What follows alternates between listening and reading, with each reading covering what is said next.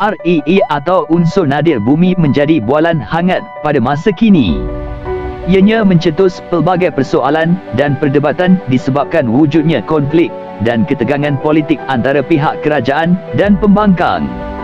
Isu ini juga telah membuka pelbagai pihak untuk mengetahui apakah sebenarnya REE yang menjadi perdebatan sehingga kini.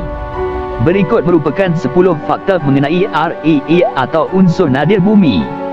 Yang pertama, kumpulan REE. REE terdiri daripada kumpulan 17 unsur kimia, termasuk lanthanum, cerium, neodymium, dan lain-lain. Mereka sebenarnya terdapat dalam kuantiti yang kecil di kerak bumi. 2. Kegunaan utama. REE memegang peranan penting dalam teknologi moden. Neodymium dan praseodymium, misalnya, digunakan dalam pembuatan magnet kuat yang diperlukan dalam kereta elektrik dan generator tenaga angin. Cerium digunakan dalam industri kaca dan enamel, manakala europium dan terbium memberikan warna kepada skrin dan lampu neon. 3. Pengedaran global. Walaupun terdapat di seluruh dunia, pengeluaran dan pemprosesan utama REE berlaku di China yang menguasai pasaran global. Ini menimbulkan risiko terhadap rantaian bekalan apabila bergantung pada sumber tunggal. 4. Kesan alam sekitar. Proses pengekstrakan REE boleh mencetuskan masalah alam sekitar.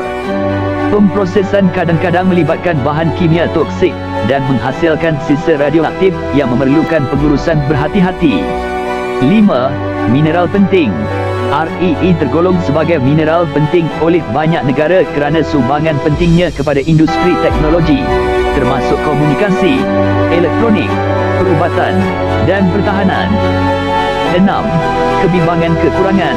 Permintaan terhadap REE semakin meningkat, terutama dengan peningkatan kebergantungan pada teknologi hijau dan kenderaan elektrik.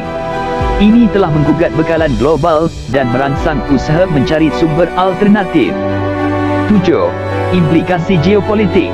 Kekuasaan China dalam pengeluaran REE telah memberi kesan pada hubungan perdagangan antarabangsa dan politik global, serta menimbulkan kebimbangan akan kebergantungan. 8. Penyelidikan dan inovasi. Kajian terus dilakukan untuk mencari sumber REE yang baru dan memperbaiki teknik pengeluaran dan pemprosesan. Usaha juga diberikan kepada kitar semula untuk mengurangkan keperluan baru terhadap sumber alam. 9. Kepentingan ekonomi. REE memainkan peranan penting dalam ekonomi global. Mereka mendorong inovasi dan penciptaan pelbagai pekerjaan dalam industri yang berbeza. 10. Kepentingan pertahanan. REE adalah sangat penting dalam teknologi pertahanan, seperti gogel penglihatan malam, peluru berpandu tepat, dan sistem radar, meningkatkan keupayaan angkatan bersenjata. Krisis REE antara kerajaan dan pembangkang dilihat tidak berpenghujung sehingga isu ini akan dibawa ke mahkamah.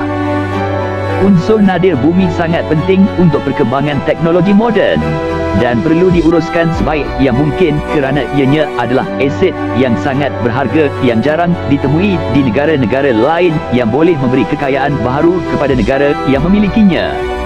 Adakah anda rasa REE ini hanya satu isu yang hanya dimainkan oleh ahli politik atau sememangnya isu ini dibangkitkan untuk menjadi visi utama untuk memajukan ekonomi negara? Jangan lupa untuk follow dan subscribe Malaysia Hit untuk video yang lebih menarik.